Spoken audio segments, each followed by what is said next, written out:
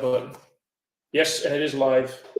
It is live, and we immediately already have Adam chiming in. It's beautiful. It's beautiful. Two beautiful men with beautiful Belgian beer. B for Belgian, B is for Belgian brewery. Adam, since you are watching, let us know if we're coming in clear, because for some reason my StreamYard is saying that the connection is unstable, but it shouldn't be. So just let us know. How you doing, Paul? No, I'm doing all right. Doing all right. Little doing amazingly okay. I said it's a little breakfast time for you, isn't it? Yeah, I had coffee. and some sex, so everything's good. Oh, that's great. Now you're having beer. Yeah, exactly. I'm ready to go to bed. The day's done. So, woke up, had coffee, had food, had sex. We'll have beer. Done. Nailed it. You won the day. You won the day. Did. Yeah. You want to tell everybody what we're doing here right now? So right now, initially, we were going to do a specific thing, and it kind of just fell apart. So first we were going to do a gauntlet, which is my fault. 6, 8, 10. Then I drank the 10, and then so I couldn't find 10. Then we were going to do a 6 versus Westmall, and he couldn't find a 6. So now we're doing Westmall versus other doubles. Which is fine. We're going to do about an hour, and we're going to talk about the beer style double. Randomly, Paul's internet is great, and Thomas is shitty. I'm coming in shitty, really? Hey, we'll keep it. That'll be fine. No, seriously, Adam, am I coming in shitty? Because I'm coming in quite good for Paul, it seems. Am I like an internet vampire? Am I sucking your bandwidth? That would be fun. That would be very new. That actually I'm the one coming in shitty. I'm tempted to view this on YouTube, but I'm not gonna, because I'll just trust Adam. But we'll see. So yeah, we're gonna talk a bit. Thomas is out of sync and fuzzy. That's good. Wait, let me leave this and come back for a moment. Yeah. Okey doke.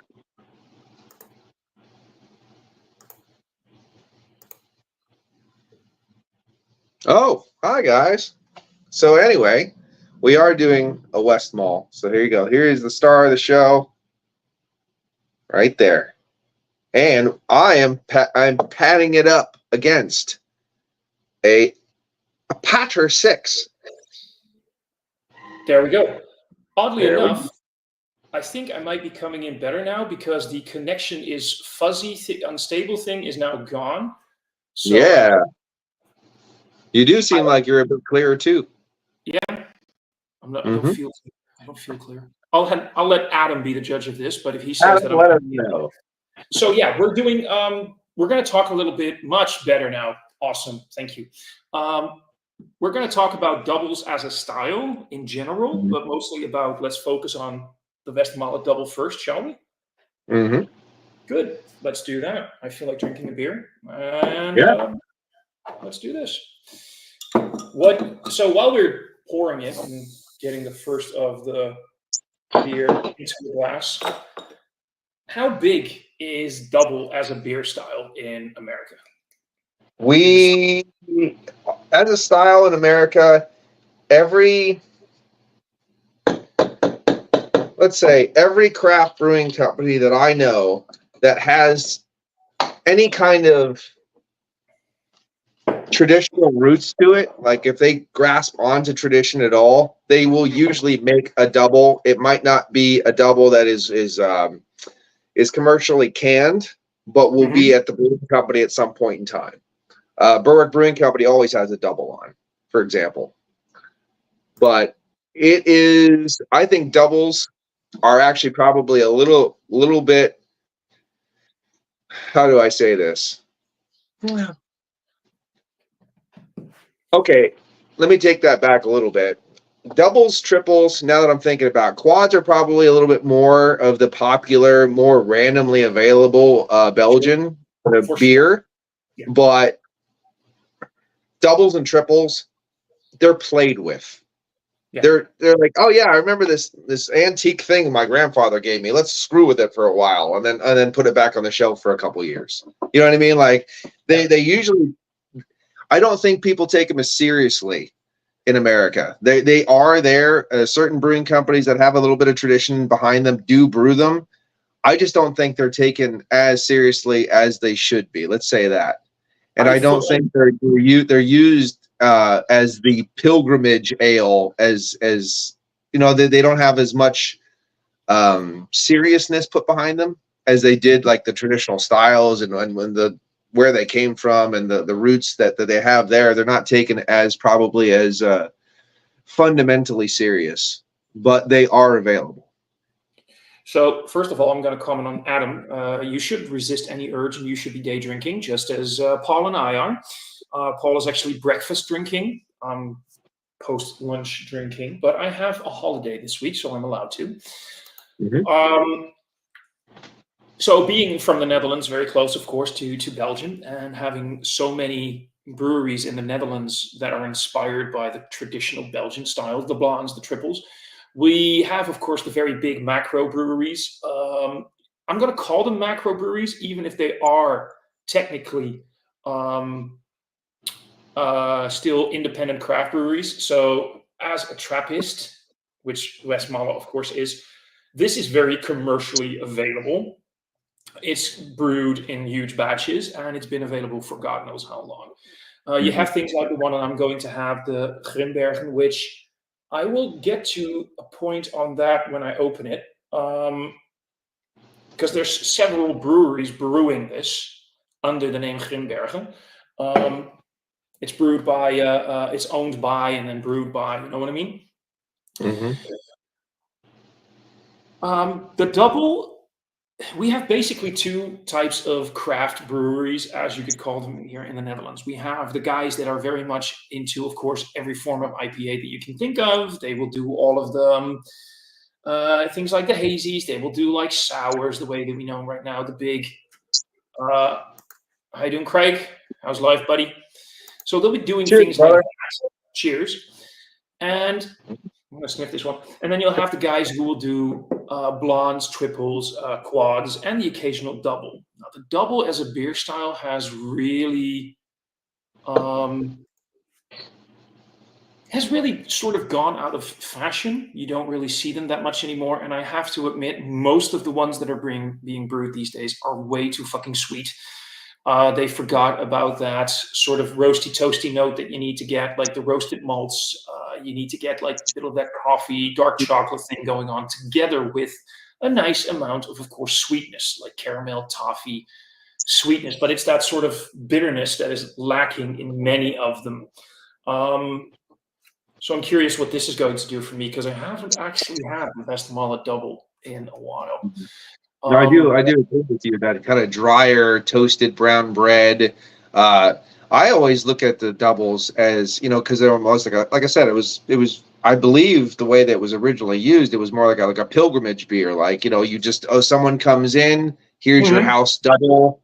It because it's a drier palate, because it does have a more neutral flavor base than some of the other ones. It pairs with almost any meal that you'd get given to you too. So it's a perfect pairing style from what I remember. So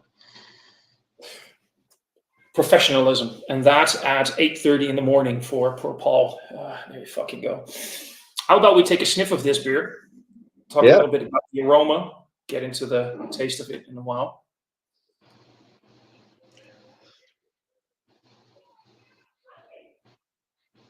Oddly enough, the first thing that I notice is that I'm getting many things, but I don't remember this having so much of a spice note. Mm. Do you know what I mean? At least I'm getting quite a big of a spice, Christmas spice thing going on. I was a little bit taken aback by my smell too, because I don't remember this being. I don't know if you've ever had these. It's an American thing. Basically, it's a throat lozenge that we ate like candy. Probably shouldn't have, but we did. They're called Luden's cough drops, and they're cherry. I'm getting a full-fledged Luden cough drop out of this, which I did not expect. I sort of know what you mean. That cough drop, that's sort of like licoricey, sort of almost aniseedy note. Maybe that's the spices that I'm getting, including that big red fruit, because that's one of the other things that I was getting. I mean, it's I, massive amount of cherry. yeah, like that's like you said, cherry. For me, it's like this big sort of amalgamation of all the forest fruits that you can think of. Every sort of darker red berry, strawberry, Uh, cherry thing, everything bunched as together. they say in Germany, wood fruit. Wood fruit, yeah, wood fruit, Wood fruit. forest fruit. Yeah. You say the sort of Yeah, no, same and, thing. there definitely is a very black pepper vibe I'm getting from this, like a crushed white pepper maybe, and a Yeah, little bit of a clove tonality underneath that yep, more fruit forward note. But it does have a little bit of that toasted brown bread quality wafting through in the back, giving it a little bit of a char note, which is nice. exactly. It shouldn't be on the level of a darkness that I feel like a quad should have, or of course, like your typical Belgian strong dark ale. They will be a little bit more roast, dark malt forward, but this should be a little lighter. For me, a double should always compare. You could call a double. You could almost call it like a quad light or like a Belgian strong dark ale light. Like everything is toned down a little bit Yeah. more. I don't know if you mentioned the ABV while I re-entered, but it's 7% ABV, which is quite respectable. Not too heavy, but also not too light. Right. Yeah. And that's What's the ABV on your pairing beer? my pairing beer is 6.5% ABV. And mine is 7.5. So there you go. Yeah, So it's doubles, in the middle, in the yeah, mid ground between the two. doubles can basically go from anywhere between 6.5% to 7.5%. I feel anything over 7.5 really, um, really goes more towards the Belgian strong dark ale. Oh yeah, Me yeah. personally, a double should be around, and these all are around the 7% ABV. Mhm. Um, Yeah. Adam says he would have expected you to prefer quads over a double due to the sessionable ABV. I think quads are should be normal drinking beers all the time. So Agreed. I agree. Agreed. I would look at the double, or the other section of the conversation. Is it double or double? Who knows? But the, Well, if you were to pronounce it in the the Dutch pronunciation, and in that regard, the non-French speaking Belgian part would be double. double. Oh, there Yeah, you go. so double would be close, but I'm saying double because we're both now speaking English. But basically, we would say a double. So what you just said Yeah. is We usually call them doubles over here, like a double. You know what I mean? I've heard a lot of people say the double. I've a seen double. double, dubel. I've heard many different pronunciations of this. Like I say tripel instead of a triple.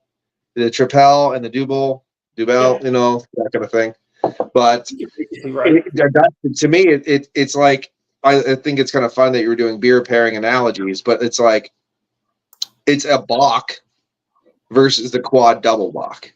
You know what I mean? Like it's like that. It has Yeah, a very similar palette, but on a lower key scale. very well put. Very well put. Mhm. How about we have a taste of this thing, huh? Cheers. Cheers, brother.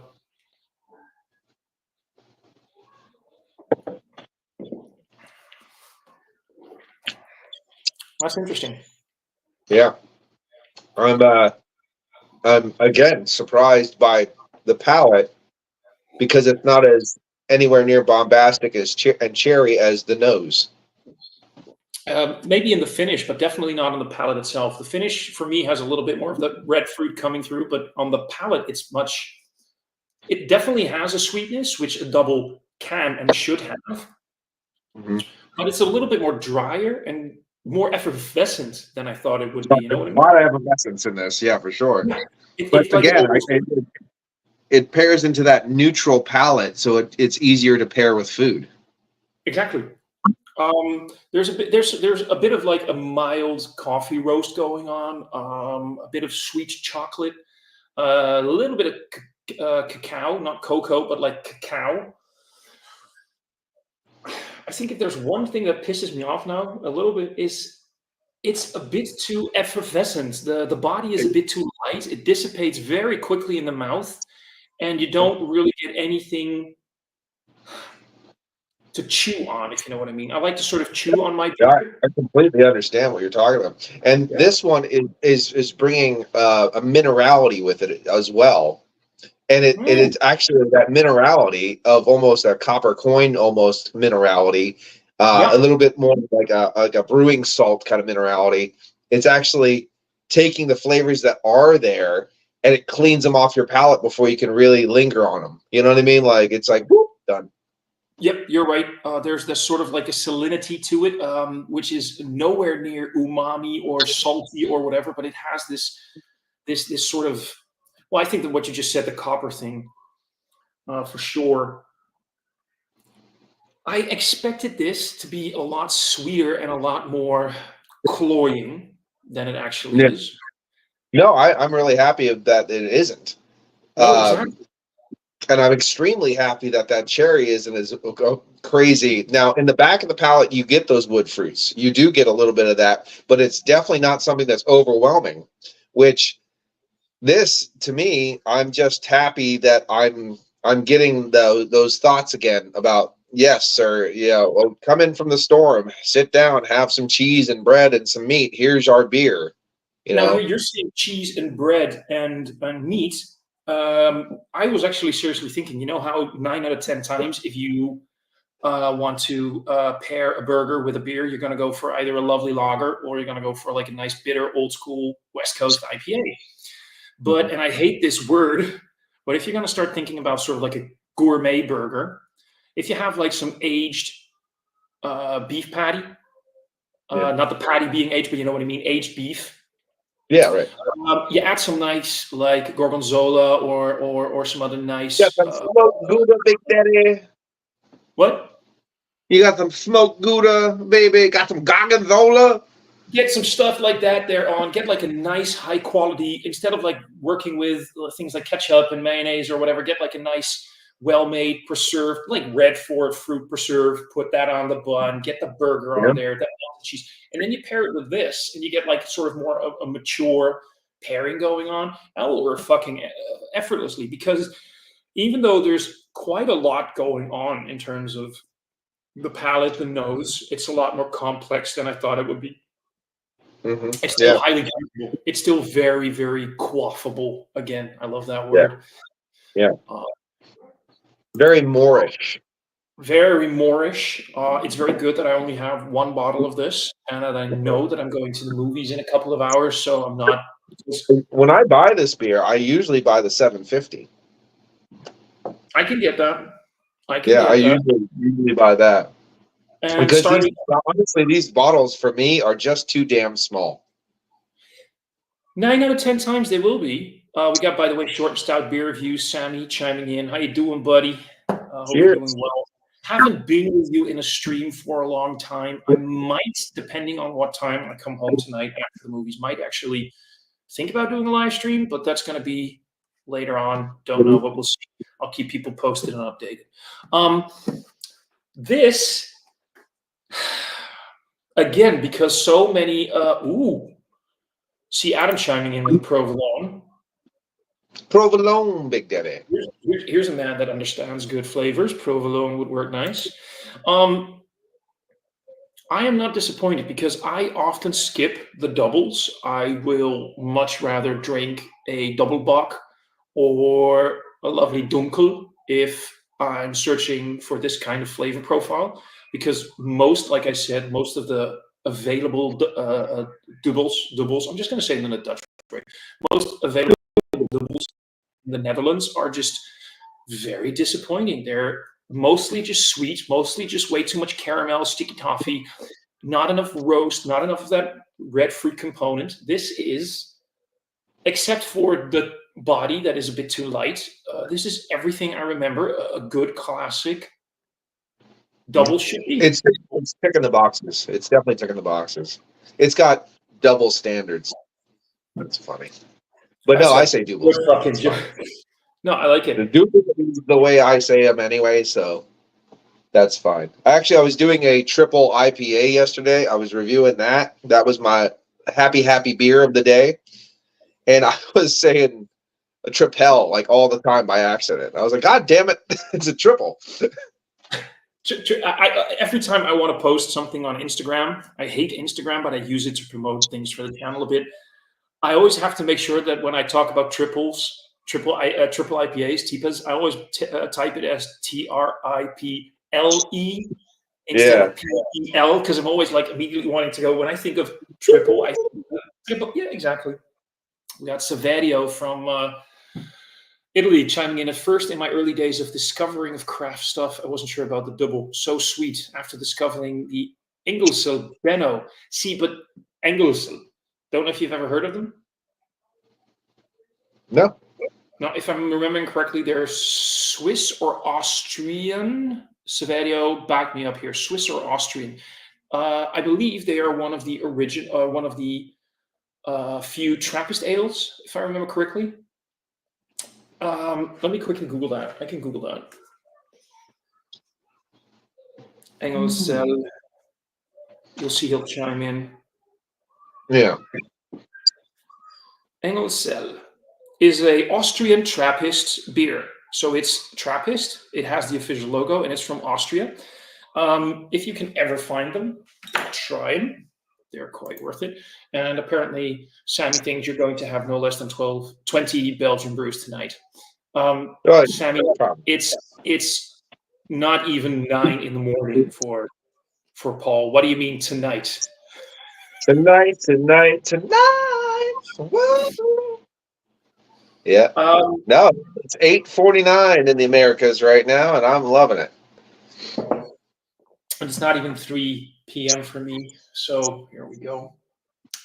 This is drinking way too easy, by the way. I'm going way too fast. Oh no, it's going down like a dream. But like I romanticize about this beer because I have this unhealthy obsession with the classic idea of a tavern, an inn, a safe place in the storm, a warm hearth.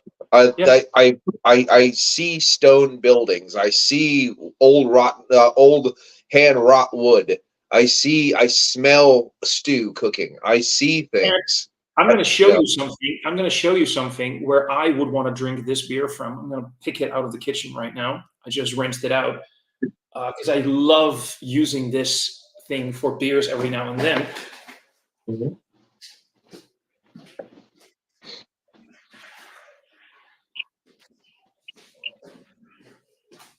This, my friend, is what you use to drink it from.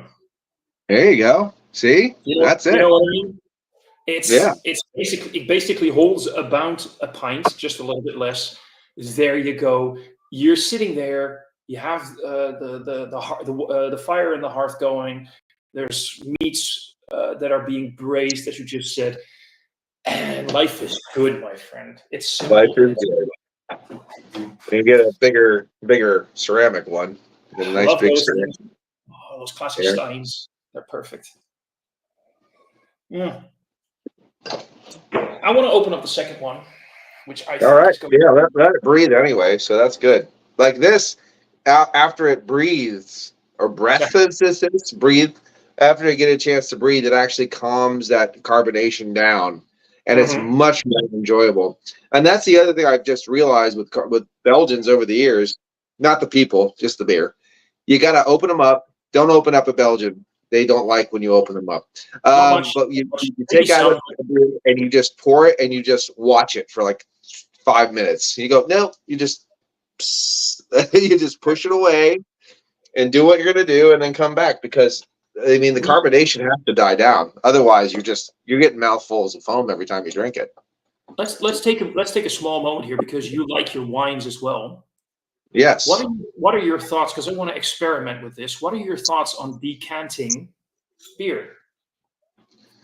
Aerating and decanting is interesting. I haven't really decanted too much beer to tell you if it helps, but the aeration thing, giving those bubbles, letting those molecules attach to the stick to let them kind of expand and get a little bit better. I don't see that being a problem at all. And I think Nope. that's probably one of the reasons, because they're so carbonated and stuff and let them breathe. Maybe that's one of the reasons why they have such a healthy, robust flavor that you don't have to dig into it to find them. They come out and shout at you. Agreed. They're like a very barky dog. I'm gonna do something because I always do this for. Oh, I'll be right back. I'll show you something. Good thing I put pants on.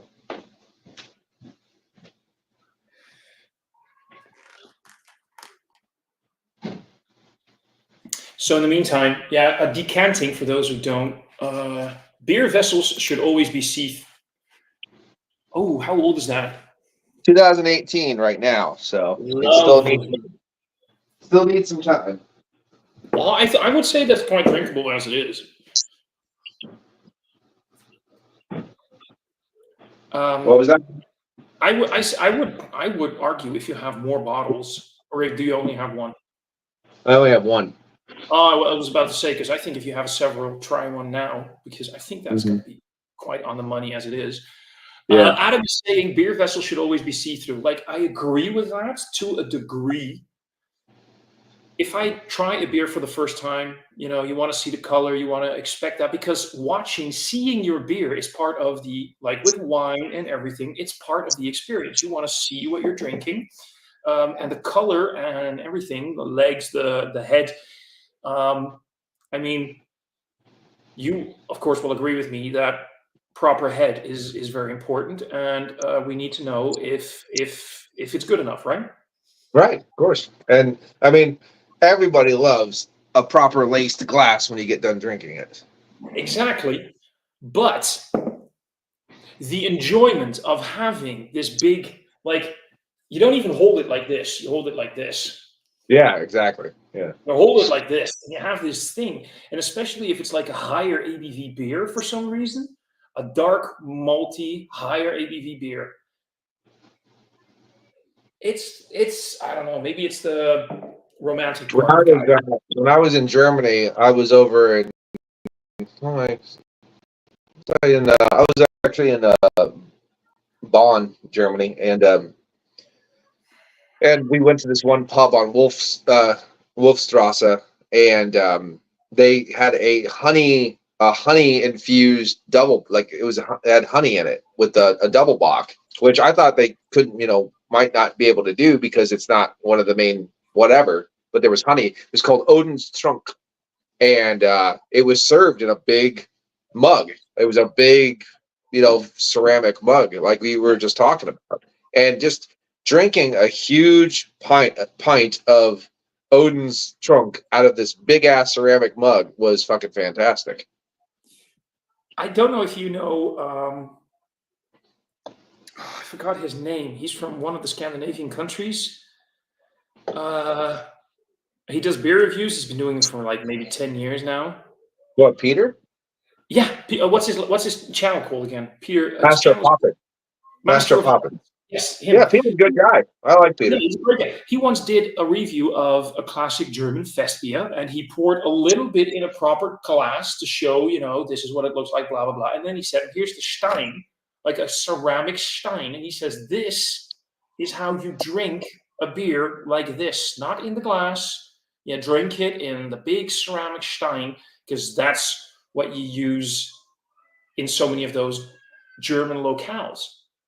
And of course, if you go to the huge Oktoberfest, because those steins are quite expensive, they'll just have like big glass steins. But the ceramic, it's just part of the deal.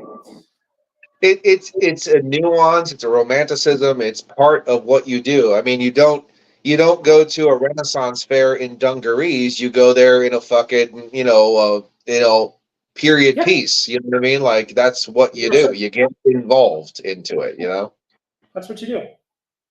Well, and you get a giant leg of something, and you walk around and you eat meat and you drink beer and you feel like you're involved. And you go home happy. Exactly, every time. But if you're a dungaree person who only wants to eat kale and drink wine out of a fancy glass, you're not going to go home with the same feeling. Nope. Agreed. Yeah. Talk a little bit about your Rochefort 6, please. So my Rochefort 6, it came in a bottle, and I poured it into this glass. Your turn. So Rochefort 6 is a beer I've had very rarely. I think I've only had it about twice. So this is, if that. Yes, the ABV has something to do with it. I'd rather have, honestly, this might be sacrilege to many people. I would prefer the 8 over the 10, but the 10 is great. But the 8 is just something about how cool and well made and like red apple peel the 8 is. I just love it. But so this one is good. Let's see what it says. This is the August 10th, 2024. It says buy. So this is a best buy. I'm assuming August 10th, 2024, because there's no way it's a fucking brewed on or canned on or bottled on because that didn't happen yet. I So completely I got forgot to some ask, by the way, very quickly, what was the, because I like how Westmalle always puts on a bottling and a best by date. What was the bottle date? You're absolutely right. We're going to mail a little bit of the Patter 6 because we do have a August date as well. August 29th, 2023, this was bottled on. So it's almost a year old, and it is good until the August 29th, 2025. Mine is from August the 2nd. So basically, they're not far off when it comes to... No, essentially, we're less than a month. Yeah, well, that's good to know in comparison that because what if mine was like a lot younger and it had more effervescence? You know what I mean? So it's nice to know that we're sort of similar. That's good. No, that will probably, if you get a 6-year-old bottle of this, that effervescence will die. I mean, probably. There's a good chance anyway. I would actually very much like to try a double like this with some age on it. Most of my doubles don't reach this age because I drink them fresher. And I would like to, by the way, say that I think in terms of a lot of people automatically say darker beers are automatically great for aging. Quads, Belgian strong dark ales, yes. Doubles, personally, not so much. I think they're better when they're, I mean, you don't have to drink them as fresh, but I would, most of the doubles that I've had that were like 5, 6, 7 or older were not that amazing. They got a little bit flat, a little bit boring. Well, that's me. Anyway, you were saying about... It starts tasting like a Brune instead of a double. Like you lose a little bit, and it kind of gets more minerality, more dry, more this, and you lose a lot of the liveliness that the beer would normally have. Exactly. Yeah. Now, usually, here's the funny thing is like there's a specific place I usually go to get these kind of beers, and honestly, I clean the stock out apparently because now they're starting to get fresher beers. Because when I was going there, I was buying stuff that's already been on the shelf for 8 years. You know what I mean? Like, so I love aged beer, so I'm having a heyday. Thanks for aging this for me. Yay. And plus they're like, oh, that's really old. You want a discount? I'm like, oh, fuck it. I'll give me whatever discount you want. You know what I mean? So I've received free beers thanks to that because it was like, dude, are you aware? I would walk up. They wouldn't be aware. I've been in stores where they wouldn't even aware. And by the way, just before people think, it's not me trying to get free beer. I'm just noticing it's past its best buy. And in the Netherlands, officially, even though the beer isn't bad, you're not allowed to have it on the shelf. Or you have to have a special place where you're like, hey, this is discounted because it's past its prime, blah, blah, blah, blah, blah. So I would go like, hey, are you aware that beer, blah, blah, blah, blah, blah, just so you know. And I've had it happen that during checkout, they were like, oh, remember that beer you told us about? Here, have a free bottle, take it with you. You know, we're not allowed. But that happens. Awesome. But yeah, for me, getting towards the Grimbergen just very quickly. So Grimbergen is brewed at a few 2 or 3 different breweries. There's a brewery specifically for like the Belgian market, and there's a brewery for like export market. This is the one from the export market. I have a bottle of the Blonde sitting in the fridge, and I'm planning on getting the bottle of this type of classic standard, brown bottle of that Blonde and compare them to see how they're doing. To be perfectly honest, this is the only version of that double that I could get, but I prefer the other bottle because to me that is the original, the real. You know what I mean? Yeah. For example, Lagunitas has a brewery here. I don't exactly know where, but somewhere in Europe. It could be France, it could be Belgium, it could be the Netherlands. But Lagunitas is, of course, owned by Heineken these days, and they're available in all the supermarkets. But we get a European brew version, not the American version. It'll still be a tasty IPA. It'll be completely different though at the same time. It's gonna be different. So for me, yeah. So this might be tasty. For those who are watching from the Netherlands or Belgium, but I do not consider this the classic Grimbergen double. But I think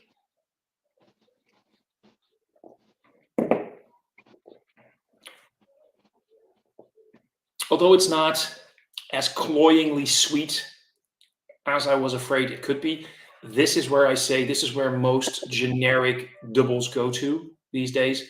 It's a little bit more one-dimensional. It lacks the more roasty, toasty note. This has some of that brown bread thing going on, but more like cheap supermarket brown bread instead of like artisanal, slightly toasted dark brown bread, if you know what I mean. I hate the word artisanal, but rustic, if you will. Cheap. It goes with, Back in the day, that used to be cheap bread, and now it's artisanal. It's funny. Now it's artisanal, but they perfected it as in it's better bread. It's like you go to a proper bakery and you get like real proper made dark brown bread, and this is like the supermarket version. This is like more commercialized, and yes, it's more sweet because sweet is easy. You know, as kids, we don't like bitterness, we don't like sour, we don't like tart, we don't like hot because our palate isn't developed yet. And for some people, get stuck on that as adults. Hence, they always drink the hazy IPAs instead of drinking real beer. I went there. I'm very sorry. It's nice to try this again, but I'm pretty sure. Don't be sorry. Fuck them. Fuck them. Exactly. I think when it comes to the comparison beer, you know, the companion beer, I think you're the one that's probably a little bit more lucky than I am. So I'm kind of curious what you think of the Rochefort 6. Well, what on the nose for this one? It's a different beast, completely different. So there is a lot. This is bread D, not just brown bread, toasted bread. It's bread D. I'm actually getting breadiness probably from the yeast too in there as well. Sedimentation. There is a lot of different nuances of spice in this one. So you have like a clove, you have a little bit of a nutmeg vibe going on. There's a lot of like black and white pepper vibes going on. There is something in here which I didn't expect. Almost a red grape must underneath here. Ooh. The must of red grape that's coming through and mixing with all those spices. So it's almost a vineyard, almost soft tonality coming from this glass, which I didn't expect. I was expecting more darker fruits of the sweeter candy-like variety that you were mentioning previously. But this is coming off very, very spice forward, bready, and with a soft red grape must that is very interesting. So yeah, I've reviewed that beer somewhere in 2023. I'd have to look it up, and I don't remember the exact details because it was part of, we did this, the Dutch Beer Collective, you know, the group of guys that we have. We did this collaboration with a web shop that for a year, every month, there would be a box that people could buy. We would review the beers and people could drink along, blah, blah, blah, blah, blah. One of them had the Rochefort 6. And at first I was a little bit like, I don't know what to make of this because like you, the 10 is probably one of my favorite quads, if not the best quad ever. But I secretly like the 8 a little bit better. Mm-hmm. And trying that beer, I was quite surprised because, and here I don't know if you're agreeing with me or not. I'll hear that in a little bit. But for me, even though it's classified, I believe, as a double, it's very much not a double. It's almost like a beer on its own. You know what I mean? The eight. No, the sixth you're drinking. Yeah, it's classified as a double. That's what it is. Um, it to me, I just had one sip, and I can see, I can definitely get the double or double vibes out of this. Mm, However, its approach is completely different than mm, this. Completely different. This has breadiness. This has an amped up body. When you drink it, there is subtle nuances of layers of the beer going down your palate. Like it's still there when you're swallowing. Like, oh, hey, a little bit more there. You know what I mean? It's a breadier beer. It's a thicker beer. It's a little bit. It still has that neutral palate, but there's a little bit more of a bready sweetness than this beer that this beer is lacking. It almost has zero body. You know what I mean? Compared to mm. this one. Yeah. So the delivery is completely different between these two styles. The same styles, but two different beers. The delivery is completely different. And that is a very interesting thing too, which that kind of takes into that subjectiveness of like, I don't like doubles. Well, did you try this double? Because it's completely different than this double. Those kind of things. It kind of that shit that makes beer reviewing fun. I think that this is. At first, I was like really disappointed. I couldn't get the Rochefort 6. I thought it would be so readily available everywhere, and I looked around a little bit. And the more I think about it, right now, I don't think we have it at work, which is kind of a bit pity because the Rochefort 6 is a nice beer. If you're looking for what is perhaps more the quintessential double, readily available, and getting to know the style, I would probably recommend the Westmalle. Yeah. Yep. Going towards like, I really like sweet shit and I want everything to be simple and baby fed to me, go for the Grimbergen. With the caveat that, from my personal point of view, this is not the real Grimbergen. Get the one in the slightly different bottle. I think I'll quickly grab the blonde so people can see the difference between the bottle.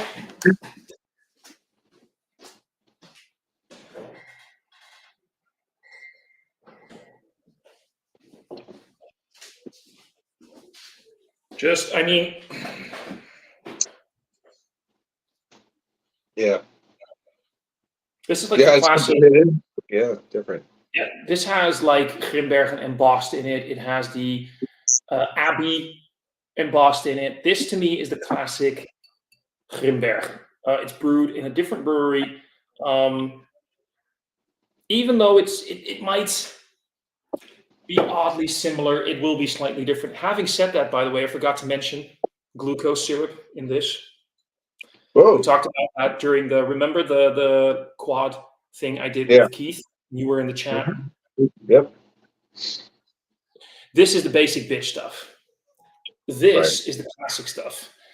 Yes. If you're a little bit more experienced with beer drinking and you like your more challenging beers, you're probably going to get a much nicer experience drinking the Rochefort.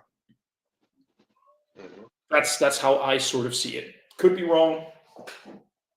I don't know. Are we there yet? But maybe we should talk about our beer a little bit. So the basic bitch beer is just something you could just crush. It's a crushing beer.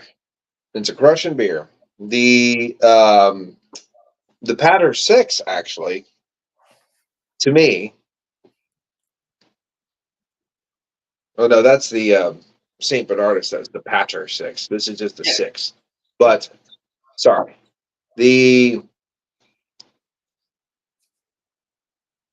this is a bready mess. I actually prefer the Westmalle. Really? It's a bready mess. It's a bready mess. It lingers on your palate too long. I would say that this is harder to slake a thirst from a pilgrimage. It's harder to pair with many, many different foods because the breadiness is so lingeringly intense. I mean, there's that coriander that's a subtle coriander that's coming out. There's a hint of a floral honey way in the back behind that toasted bread and stuff. But there's also like a breadiness from the yeast as well with that in here. I think I'd like it maybe if it was. I know I left a lot of the yeast in here. There's a lot of sedimentation still in here, and I don't like that so much in my beers.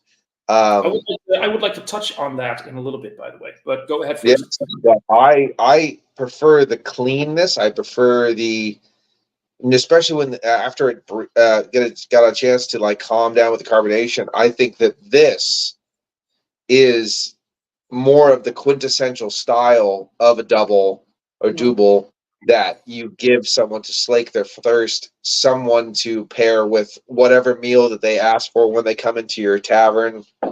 This I didn't like the cherry at first, but then when I got into the drinking it and realizing that wood fruit is very subtle and it's on the back end and the body could be kicked up. So I don't find this like the world beater or anything like that. But I would between these two, I think I'd still actually take the Westmalle. And they come in 750s too, which is better. Agreed. That is very much a good thing. I need to find a Rochefort 6 again and have it, because the way you described it, it sounded much more like the more interesting beer. And maybe it is more interesting and more fun, but that doesn't mean it automatically it gives you a more to talk about experience, perhaps, but it doesn't necessarily mean it is the better beer, of course. Yeah. Oh, this is interesting. I can also see that now drinking this one, I could see why I didn't go back and keep buying this. Which one? The six. I can see why I didn't go back and I need to get this again, because I don't need to get this again. I'm not in love with it for sure. That I do understand, considering it's been about a year since I last had it. I do understand that my memory has never really pushed me into getting. I think what triggers me into getting it again is the fact that it's Rochefort, which is one of my favorite Belgian breweries. They only do 4 beers. They have the 6, the 8, the 10, and they have triple. Don't know if you ever had the triple tripel. It was too sweet for my palate and a little bit too low ABV. I like my triples to be about 8.5 to 9%. A good triple should be like 9. Yeah. If you want a good triple, this is the company to get a good triple. I always pronounce this wrong. Saint-Filion. My ex-girlfriend always kicked me in the ass for pronouncing it wrong, because she knew a little bit of French, so she knew a bit about how to pronounce things, and she always kicked me in my ass that I never got it right. But yeah, they make a good one. Westmalle itself, of course, has a classic triple, which is, I think, still one of the best. I don't think I've ever seen Westmalles. I mean, the only thing I ever see from Westmalle is the double. Like, I don't think I've ever had a Westmalle Tripel. Like, or quad or anything. We just see the double everywhere. They only have 3 beers. They have the double, the triple, and these days they brew a commercially available Enkel, like the Monk's beer, 4.5%. Okay. Like the single, like how we say double, triple, it would be single, like the drinking beer for the monks. But yeah, they do make that one. I've had it once or twice. It is a fun beer to try. It's not something that I actually think is worth getting a lot of. But yeah.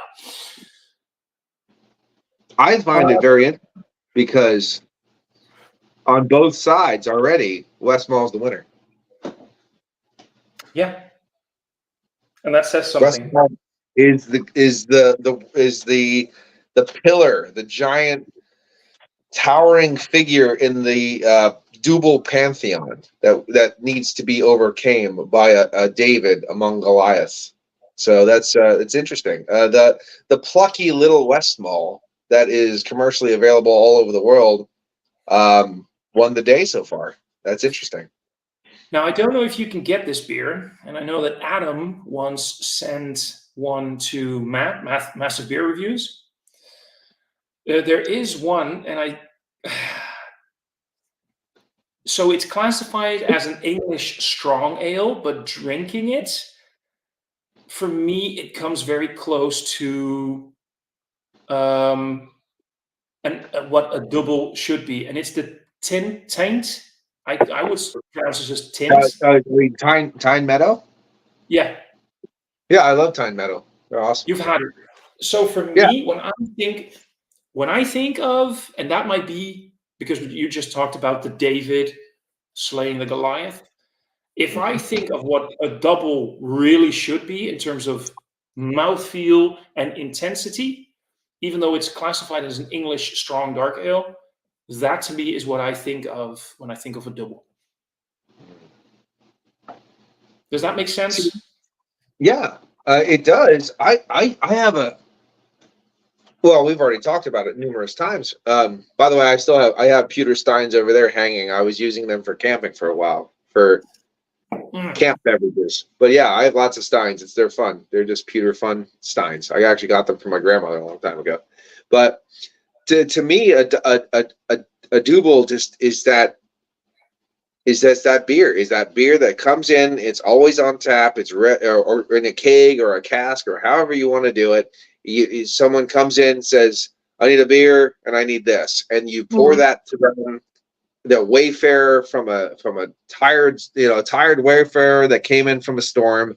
They sit by the fire. You throw some stew and some bread in front of them, and you give them a big old steaming pint of this, and they don't think about the beer. They don't talk about the beer. They don't analyze the beer. They just drink it and eat. Well, we forgot that beer just should be. You just drink beer. I love talking about beer. I love going into every small aspect of flavor and aroma and finish and body. But in the end of the day, you're supposed to just drink it. In the meantime, by the way, Adam said he hasn't had a 4.8 yet. You should try it. It's fun. It's not going to blow it, but it's a fun beer to try. And apparently, Tyne Meadow has new beers. They have a golden ale and a strong bitter, which is like a double crossed with an ooh. Yeah. Okay. All right. I'm listening. You had my attention, but now you have my undivided attention. I'm gonna go see if it's available here in the Netherlands. Yeah. Because I can still get Tyne Meadow. There's a couple of places that still have Tyne Meadow here, but it's the same beer. You know what I mean? It's always the same beer. So I mean, I am absolutely gutted that I cannot find proper bitters and ESBs here. And if you do, you'll find a case that's 15 years old. You know what I mean? Like you won't be able to get a proper was it Coniston's Bluebird XB bitter is so fucking good I think it's from Cornwall or something like that, Devon area. But like that, if I could find cases of that in the big old 500s, I would just be a happy camper because it's a proper beer. You know what I mean? Like I'm missing proper beer in my life. I'm so sick of these hazies. I'm so sick of like fruited sours. I'm so sick of all this. I want people to make me milds, bitters, and strong ales. You know what I mean? That's where I'm at. I don't fit in the world. You're missing one style. You're missing one style. What's that? A real proper Schwarzbier. Oh, Schwarzbier. We do have a place here that makes an absolutely fantastic Schwarzbier. It's Desperate Times in Carlisle, PA. It's called the Black Forest Schwarzbier, and it's fucking absolutely killer. I had that last year when I went down and did a little art festival or whatever, Curiosity Festival, and I was blown away by that Schwarzbier. It was so fucking good. And they made a New Deal Black IPA that was a bomb. I love it. Black IPAs need to come back, guys. Yes. They do, but like proper black IPAs, and I've said this in every black IPA review that I ever did. It's not a black IPA unless it's an IPA recipe with darker malts. If you're Yeah. over hopping your porter or your stout, you're not No, making. don't fuck up a porter or stout. Yeah, fuck You you. need you need to have a proper IPA recipe, and you just fuck around a little bit. Yeah. Play around a little bit with darker malts, like your chocolate malts, your whatever you want, but don't take your stout or porter recipe and overhop it. You're Yeah. fucking doing it the wrong way. I Yeah. want proper resiny bitterness. I want Yes. my cat pea, I want my pineapple and mango, and I want my citrus peel plus some roasted bitterness. That's what I want. That's a fucking black Exactly. IPA. And the thing is, you don't need to add a lot of dark malts to acquire No. that bitterness. It doesn't. It doesn't. No. Adam once sent me. By the way, Adam, I'll get to your comments in a moment. Adam once Yeah. sent me a few. They were fucking delicious beers. They were from Cloudwater, and they were like 10, 11, 12% I've been ABV. Cloudwater. Yeah, and they were like heavy 10, 12. They called them black IPAs. Adam will know the name of them. I forgot the name, but they were basically their coffee stout overhopped. Their imperial coffee stout overhopped. Was it delicious as fuck? Holy shit, bro. It was like 11 or 12% ABV, and it came in 440 cans. How happy do you think I was? Yeah. But was it a black IPA? No. No. Yeah, I hate the same thing as I hate when these fucking hopheads are ruining imperial stouts.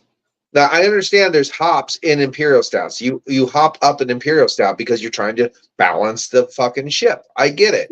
I know. I understand that. I understand the czars had Russian imperial stouts, and of course, just like the India pale ales, they overhop them so they can make the way to the czar. I get it. But you're making fucking black IPAs and putting an imperial stout logo on them. You can go fucking suck your dick. You know what I mean? Because I don't want that shit, because I have a girl here that loves stouts, loves imperial stouts, loves all those dark chocolate goodness, right? And I buy a case of it because I think she's going to like it. And over the years, they decided to hop the living shit out of it now, even though it used to be a roasty, toasty chocolate goodness back in the day. You know what I mean? And then she's like, I can't drink this. I'm like, well, I guess I'll have to. I mean, woo, I have to drink it all myself. That's not about a problem. But stop overhopping stouts. There we go. Stouts could be a beautiful roasty, toasty experience. Matt from Massive Beer Reviews opened my eyes. I used to love, and I still really like, Rasputin, old Rasputin from North Brewing. North Coast Brewing Company, yeah, but it's overhopped. It's black IPA now. It's bullshit. Basically, when I loved it, but then he opened my eyes to all the hoppiness that's in it, and I still love it. But when I drink it as almost like the wrong black IPA. Yeah, you almost drink it like I drink that beer now, knowing it's going to be a Cascadian dark ale. Cascadian dark ale. There you go. That is still it's a term we need to get back to. By the way, Cascadian dark ales are fucking fantastic. More people need to brew them.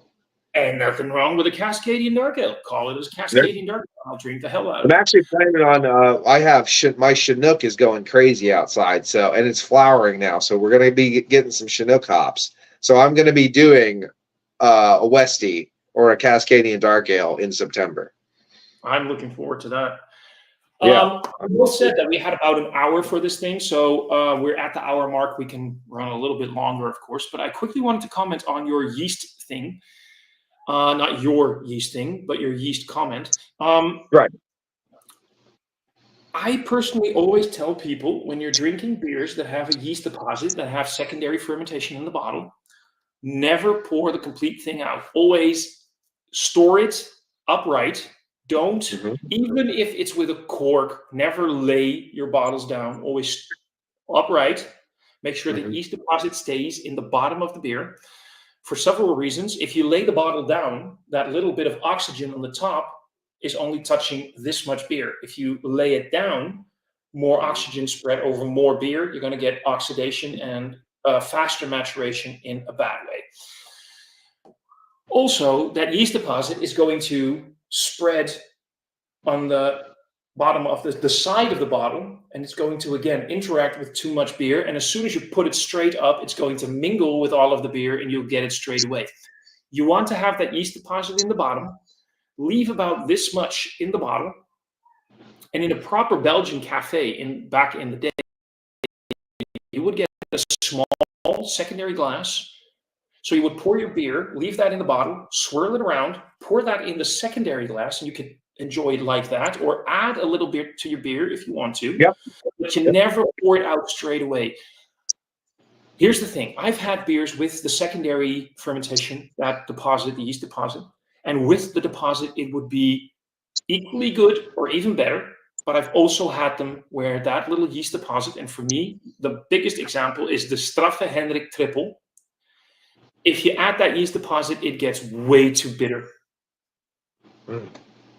And I never pour it out straight away. So every time that you get a classic Belgian beer, and if it's like from Belgium or brewed by whatever brewery in the same style, never pour that out straight away. Always leave it in your bottle, in your can, whatever. Because yes, you can get second fermentation in the can. It's just always a little bit less because, explosive danger. But never pour it out straight away. Always leave it in there. And then you can add a little bit after you've had some of the beer and decide for yourself, how do I like this beer better next time I drink it? So, yeah. I agree. I actually find, generally speaking, I'm on the other side of the fence. I find the yeast adding that sedimentation, especially with Belgian beers, because the thing I love about a good aged beer, especially, is getting the nuances, all those little subtle things, all picking all those little things apart and all this stuff. As soon as you put that yeast in there, you get breadiness. That's it. All those nuances have been covered over like a landslide of bread, and you just lose it all. And then the last time, and you drink it, you're like, and unfortunately, if you have a big 750 and you have a little glass, you're doing this the whole time. You know what I mean? Yeah. And at the end of it, you're like, well, and all those nuances just fade and fade and fade and fade. The thing I don't like about Rochefort is just like now, what happened to me is I have coffee grounds all in my beer, because Rochefort, unlike some of the other nice Belgian beers, their sedimentation does not cloud and perfectly, like dissolve into a nice even cloud. I don't like chunks, and I don't like coffee grounds, and I certainly don't like that slug that floats to the bottom of your bottle and it looks like someone hawked a loogie on your glass before you filled it up, because I've had that too. So you don't need hawk-tooed. Yeah, hawk-tooed beer. So there you go. But so I'm against the sedimentation. I also would say, get a glass or two. Don't tip it back up. If you could pour even 2 glasses, pour 2 glasses with no sedimentation, then mix the shit out of it. Pour it into it, like you said, a secondary cup or a third cup, and then add it as you want. You know what I mean? Like, because then that way you're not diluting and destroying the nuances of that beer until you're ready. So, fuck it. I've had enough nuances. I'm ready to drink. This man gets it. This man gets it. You preach, brother, preach. Yeah. But now there is a moment in history that we need to do now, because I have a little bit left. So it's cuvee time. A little bit left, so I'm pouring a little bit in there. It's a cuvee time. Cuvee. We do like our cuvee. Is it the cuvee? The cuvee? Cuvee. Is it the cuvee? All right. Oh, so now it's bread and fruit. It's like a fucking jam sandwich. Yeah, for you probably have the winner, because this just basically killed the Westmalle for me. Yeah. Which is okay. I can always get a new one, but I had a little bit left, and like that breadiness is mixed with that toasted brown bread, so that's amped up. So there's a little black tea in there as well. Black tea, a little bit of that toasted brown bread. The breadiness is there. The dark fruits are still there. So now this is an amped up beer right now. Mine basically went mute. It's just a little bit of brown bread and some sweetness. That's it. This, right, what I'm drinking right now, reminds me of a lot of the milds and strong beers that I have drank that were aged, really aged. Well, you get a little bit of oxidization in there. You get a little bit of that minerality really kicked up, a little copper coin kicked up, a little bit more flat because, of course, we've been talking for an hour. And you get that black tea that comes out too. So it kind of reminds me of some of those British beers, like the Black Cat Mild and stuff that were very, very old, but still completely enjoyable to drink. You win. You win. Not as clean as the West Mall originally was, and it's not as bready as the Six originally was. So it's Best of both worlds. best of both worlds, best of both worlds, or least good of both worlds. I don't know how you want to say it, but I like this blend more than I like the Six. So it kicked up the Six, but took down a little bit of the West Mall. The West Mall is still the winner, guys. I'm just saying. See, but that's But the thing. yeah, You added great. You put a great beer, which is the Westmalle, and you added what is basically an interesting beer. Now it might not have been a fantastic beer, but at least it had things to offer. I added what were basically just call this an introduction to. I'm talking about the Grimbergen. Call it an introduction to darker beers if you're not used to them, right? right. Which for you and me is basically just way too bland and boring. And if you add Yeah. that to something that is great, you're going to mute everything that's great. So I will say this though, this is interesting. There's a little science to this because neither of these had black tea notes. that's All of a fun. sudden, we have black tea notes. That's That's fun. weird. That's weird. That is fun, weird, and worth investigating where that came from. Adam was telling you that he found an alehouse in Altadena, California that has proper cask fuller's ESB. Woo! Quick Southwest Airlines flight for you. I'm going to California next year for a week, so that'll be fun. See if I can find it. Black IPAs. Can it be a NIPA black IPA? Well, Nipa. Fuck Nipas anymore. Well, here's the thing. If you go back to what was originally NIPAs, like the heavy top, let's call it heady topper, right? Heady topper is basically the OG NIPA. That thing was way more bitter. Well, no, I wouldn't. Heady Topper is basically a. When I drink Heady Topper, it's not haze for days, it's not unclear for years, and there's other people that dispute this fact, but a lot of people commonly, if you look at Google, commonly in New England IPAs they put lactose in it, commonly, and that's just not from me. That's also from Google. So I've never had a NEPA that has the huge body that everybody fucking talks about. I think they're all on crack. But Heady Topper is a little bit more of what you call it, the new style East Coast IPA with a little bit of a West Coast backbone. That's what my question would be. What is your definition of the NIPA, New England IPA? Yeah. So what that would be was extremely hazy, super fruit forward, absolutely low bitterness, a huge body added with lactose and oats. And maltodextrin and all that other shit. Yeah, all the stuff that's not fermentable, just to give it, and it should, a good one should be at least 7.5 for a regular. Now a double should be at least 10. Now that bullshit will not work for a black IPA, but if Alchemist ever wants to fuck around and find out, I would love to see the recipe for Heady. Yeah, but with darker malts and see what happens. That could be fun, and then you could maybe do a fun black IPA.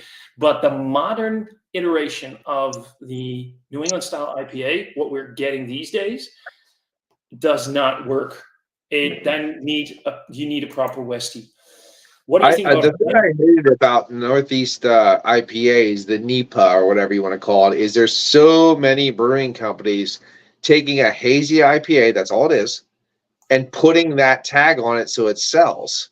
You know what I mean? Like, this is not a New England IPA. This is not maltodextrin. There's no lactose. The body's fucking garbage. There is bitterness. Like, but at the same time is like we're getting out of the brewing community and we're pandering to the lowest common denominator, making beers that are fruit forward with low bitterness, so people that don't like beer can drink them.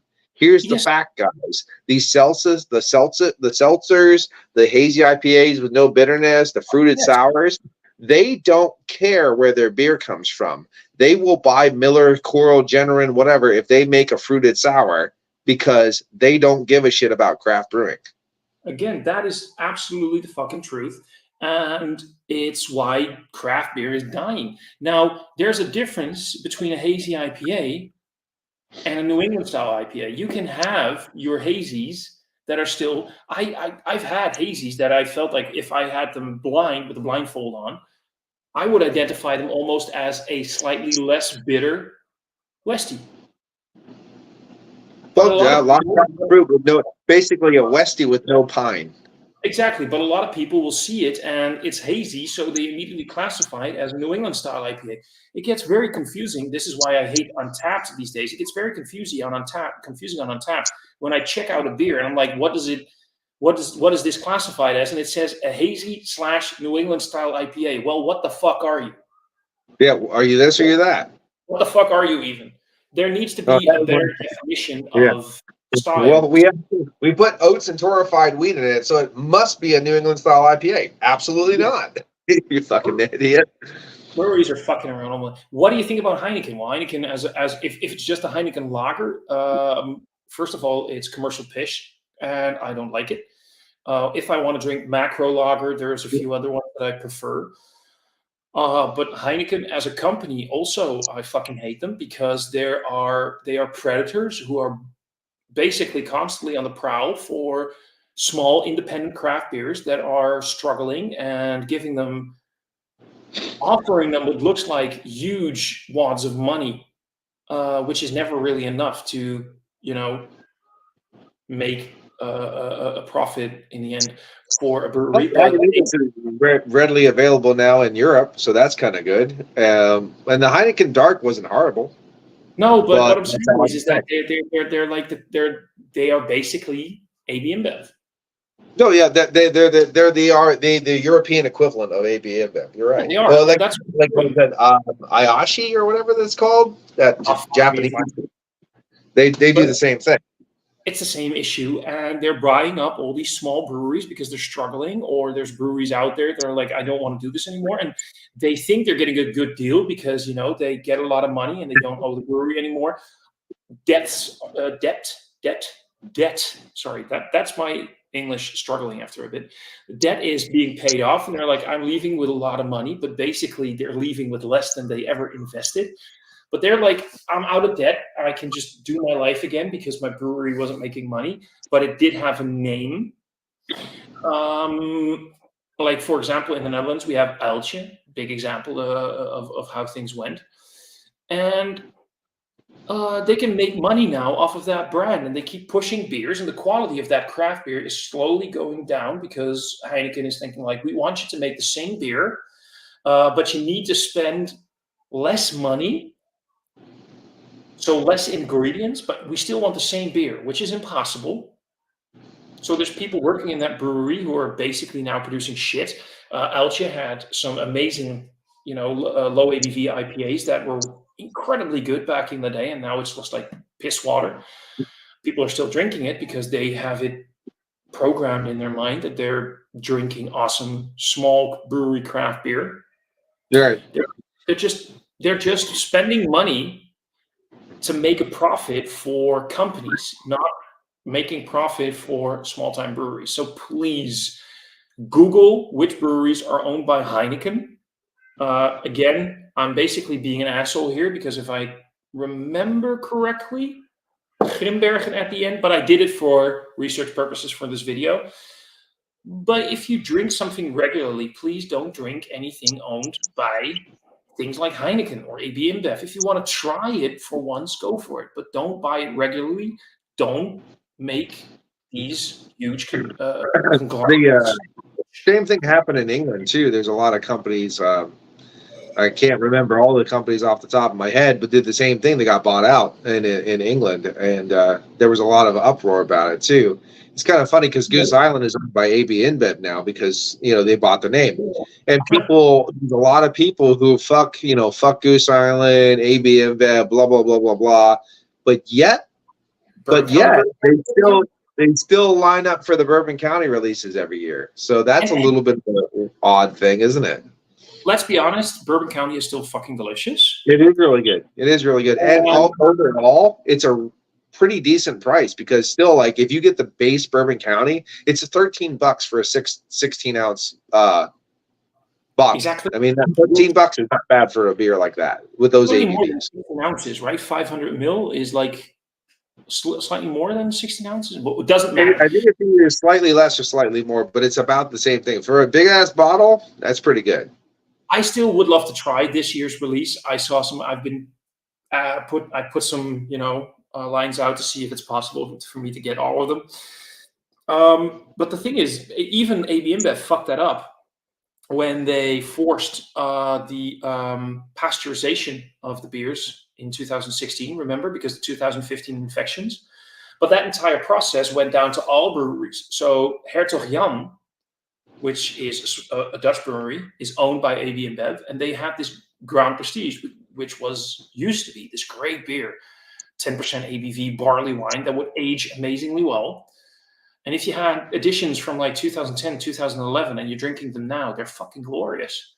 But everything after 2015 is just boring because it had to be pasteurized. And not only that, they add E150 to it, basically caramel coloring, which is a caramel color. Yeah, what the hell? Yeah, but that sucks. So all these big names are just being are fucking over great independent beer. Quickly going to Adam, Mercy Beers. It was Cloudwater's 2020 birthday series, 4 different Imperial Black IPA, but they apparently used the Persistence is Utile Impy Stout as a base beer. He also said, my issue with Cascadian dark ales is that they have to have Cascade. I'm not. No, I agree. I think they have to have some version of Cascadian hops. Now, Cascadian hops are a variety of hops, but Cascade should be one of them. Yes. It can be more, but Cascade needs to be in it. That's a fair point. Knobhead Pour all goes in one go. Talking about how we talked about the yeast deposit. We got Jimmy C chiming in saying, cheers all. Hello, dude. Mercy Adam's still saying a lot of NIPAs in the UK do not have lactose in because we do not hate vegans, unlike the US. I will have to say, according to, because I've heard that it's not a requirement by law in the US to say that it has lactose in a beer. I don't know because I don't care. Well, here in the Netherlands, because of allergy reasons, you're supposed to put it on. We have beers from several breweries that make like peanut butter stouts, and every beer they brew, even if it's like a fucking lager, will say may contain traces of nuts because they're supposed to by law. Right.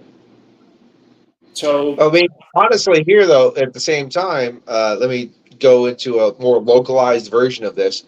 There are brewing companies in America still that don't put the ABV on, don't put the canned on date on. Like, you know what I mean? Like things that you think would be absolutely, you have to put the ABV on. No, Neutral for a long time pre-made all their labels before the beer was done, so the ABV wasn't there. So I said in every beer review, I said, by the way, if you drink this and you get pulled over for drunk driving, you can sue the company because there's no ABV on this beer. You don't know if you're drinking 3% or 13%. You have no idea. Exactly. I fucking hate it when I get American craft beer and it doesn't say the ABV on it, and I have to look it up on Untappd or whatever. And then, oddly enough, I sometimes don't even get proper information. I've even had beers. It wouldn't be the first time that I've had beers from whatever country where it says one ABV on the label, and I want to check it in on Untappd or I want to find some more information, and it suddenly says a different ABV. Right. Fucking hate that shit. They do a lot of the weird stuff too, like a Hop and Frog. all of their beers, like all of their beers from like a series, will be 10%. But it doesn't matter Yeah, if it's barrel aged or not. Like, you mean it's still 10% even though you barrel aged it? It was fucking just 10. impossible. You know what I mean? Like, that's not a thing, but they don't care. They just put, they weren't allowed to sell beers in Ohio for a long time that were over 10%. So all their labels said 10% on them. And except in some rare cases, hardly anybody is going to say, like, I want to get this beer tested, sends it over to a laboratory, and suddenly they But if find you out. don't know the OG, you don't know, you know what I mean? Like, you can't, if you don't know the original gravity, you don't know what the No. final gravity. You know, I guess you could test it out too, but it is kind of funny that there are ways to sneak around litigation, Yeah. if you know what I mean. Yeah. I'm saying Alchemists have been fucking around. They have Cask Heady as a taproom exclusive. I would fucking fly over and try that. Hard seltzers are a global abomination, and honestly, there's nothing to comment on that because it's truth, Accurate. it's gospel, and we hate them. There's a lot of Dutch people, though, that are very proud of Heineken. Yes, but a lot of people here also voted for Geert Wilders, which is basically the Dutch version of Trump, or what's his face from the UK, Boris. What was it again? Yeah. So I'm stuck with names, but that asshole from Hungary, the we have so many stupid people here. If so, what do you want to judge that? I'm sorry. That sounds harsh.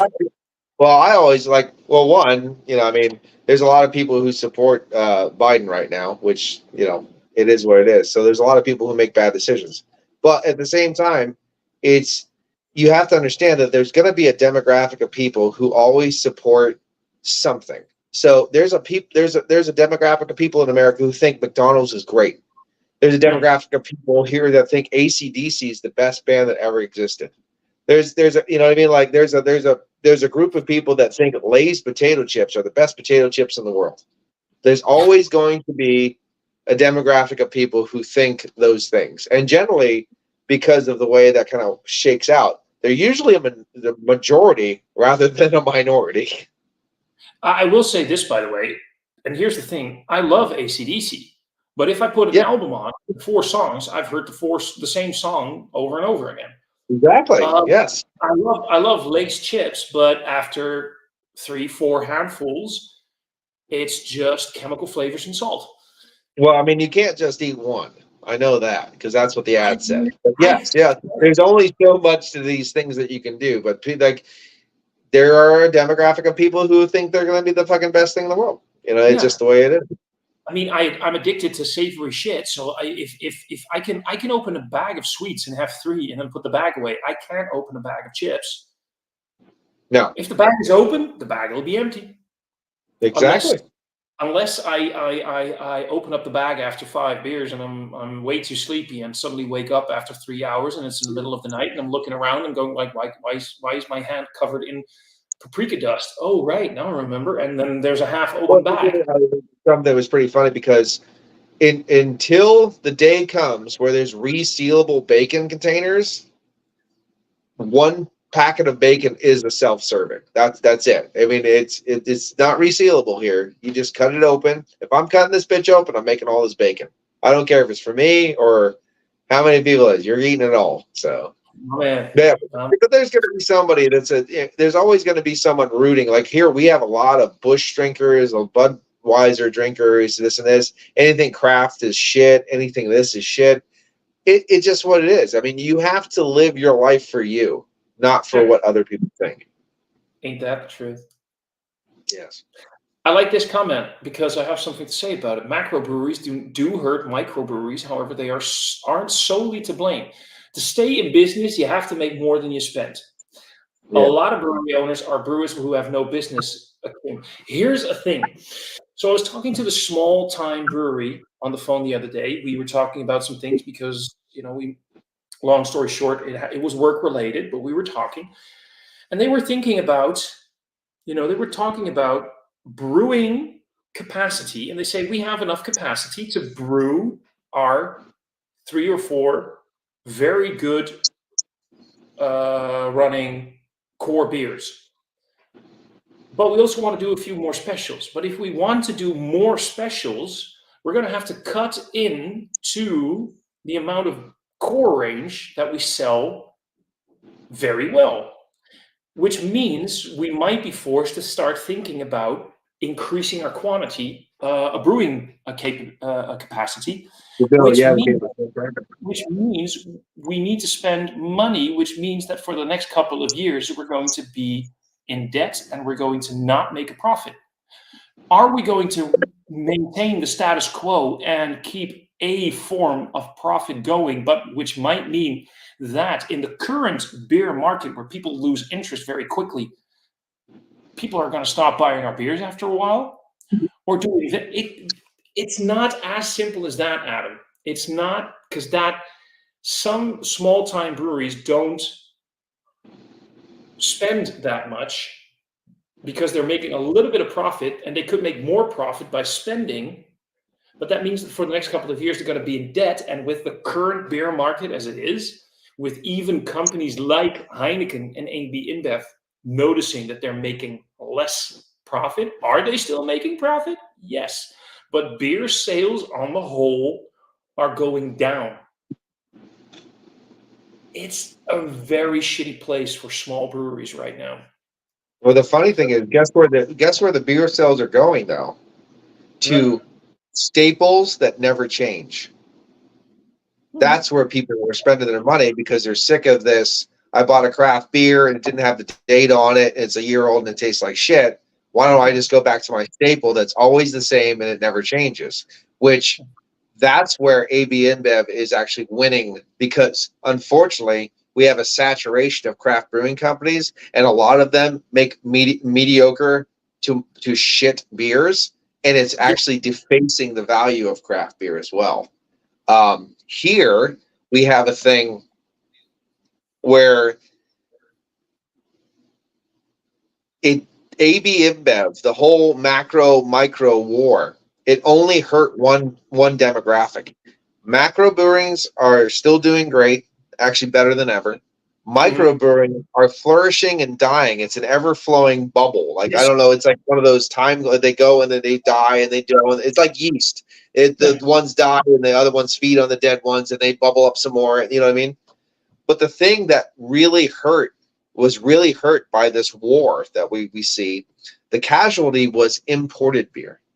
European imported market, it has died in America because of this. Not everywhere, I know, but the amount of European and British beer that I could get has literally went down to 10% at least from 100%. And twice as much to buy. Yeah. And they're expensive now too, really expensive. That's what I meant. Twice as more.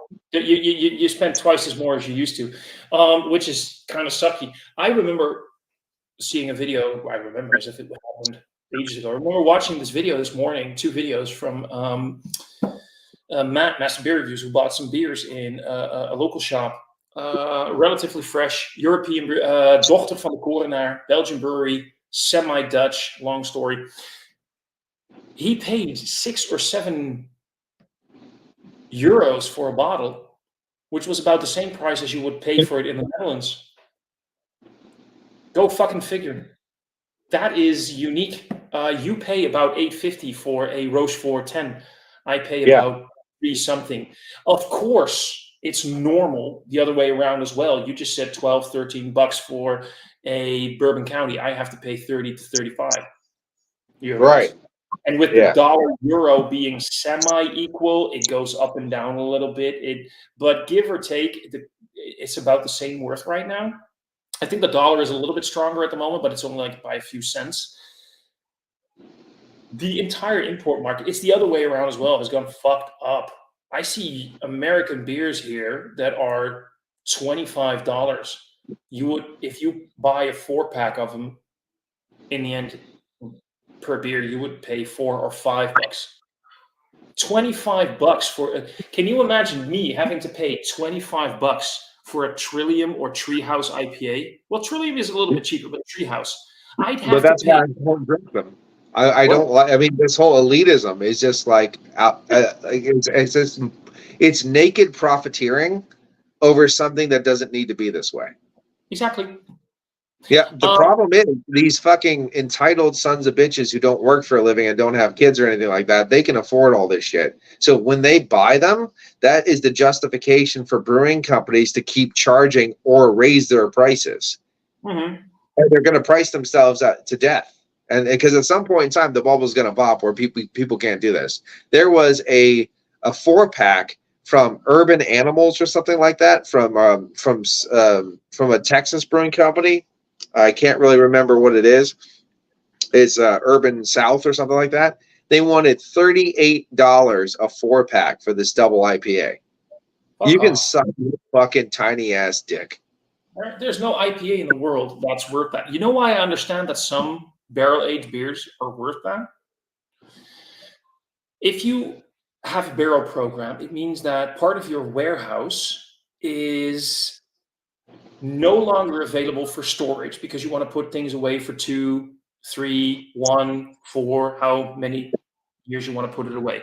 You have to invest money in decent barrels. Now, this is the thing that a lot of people forget. And this is why some people have very cheap barrel-aged beers and some people have expensive barrel-aged beers. Finding right barrels to put your beers in, you can find barrels everywhere, but if they're the right barrels, that remains to be seen. And a lot of these barrels haven't been treated properly, haven't been cared for properly. They are already ripe with bacteria that are going to infect your beer, and you're going to get that green apple thing going on, for example, or suddenly your barley wine is a little bit vinous, a slight acidity to it. You're promoting it. So allocation of space is a big deal. I mean, everybody fights. So, and a lot of times, some of the breweries are overbrewing the recipe of certain stout. So, if you put a 10% stout in a barrel for 2 years, you're going to lose viscosity. You're going to lose body, everything. So they overbrew the original recipe with more ingredients to create a thicker beer that will stand the test of time. Again, more money invested. These are the amount of brewing companies that I've seen that are actually doing that is very, very fucking low because mostly they just put whatever fucking beer they can in a barrel to charge more money. Yes, but there are a few that are doing it correctly, and they are aware that their beers are worth more. So I'd rather pay 25 euros for even if it's like a 12-ounce bottle of barrel-aged stout or barley wine, then I'm going to pay 25 euros for a fucking double IPA that is not even completely brewed with malts. Some of it is like the shit we just talked about. Fuck that bullshit. Yeah. Brew me an actual double IPA. For instance, like it's hilarious where I live here in Pennsylvania too. Why would I pay $35 for this double IPA, a 4-pack, when I have a triple IPA from New Trail that's going to be fucking amazing for $14.99? Like, guys, you have competitors. You have to be competitive with your pricing, asshole. You know what I mean? Yeah. Well, the other thing is, do you ever see Anchorage Brewing Company's prices for their barrel-aged beers? $75 to $125 for a 12-ounce bottle. What the fuck? Fuck them. I don't give a fuck. Did you kill a fucking unicorn and put its blood in the goddamn beer? Go fuck yourself. That's the other part of it. I'm not going to pay that. I don't care how good it is. And it's probably not even as good. I can probably get beers. It'll probably be as good as some of those $20, $25 euro bottles. But for someone... Hey, I'm going to quickly go through some comments, and then I'm going to have to get the fuck out. Yeah, by the way, we're talking about West Mall is the winner. And because I have to leave in about an hour and a half, hour 45 minutes, and I still have to make it dinner. Craig saying, I must admit, I thought lactose in an IPA was just in milkshake IPAs. I fucking hate it. Totally agreed. You can chemically test for alcohol now without OG. That's true. You can. Yeah, you can. Matthew asking what were we drinking? We were drinking some nice doubles and having a conversation about it. But thank you for asking. I'm sorry we didn't get to that because you asked that about 12 minutes ago, almost like 50 minutes ago. I'm so sorry. Adam's saying, I'd like to point out Boris Johnson has gone away now, and we're a left-leaning country again with a former human rights lawyer as the prime minister. We will see how that's going to be. You'll fall apart. I didn't actually mean Nigel Farage, but I see what you mean, Jimmy, which Adam also chimes in on. Nigel is a dickhead, and he basically destroyed. He's the guy that turned Great Britain into Britain. He's single-handedly responsible for getting the great out of it. I have to disagree with Thomas. If you can't afford to expand, then you don't. Look at traditional British independent breweries. They have 3 or 4 beers than a single. And I get what you mean, but bro, these people also have to think about the families that they have to support. And spending a lot of money and suddenly not being able to properly take care of their family because they're going to be in debt for 4 to 5 years. It's not as simple. I know what you mean, but it's not as simple. There's a human side to the equation, not just money. And it's the money side of the equation that is fucking over craft beer as it is right now. Corporations don't think about people. They just think about money. But also the smaller craft breweries can't just simply say, oh, you know what? That's the capitalist way of thinking. Oh, you know what? I'm just going to go borrow a lot of money and get in debt for so many years to come and going to financially maybe destroy my entire family, but at least I can brew some new beers.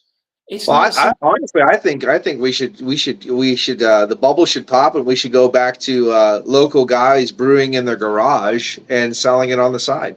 Let's start again. Cater to your local market, not to beer trends. 9 out of 10 times you will never win.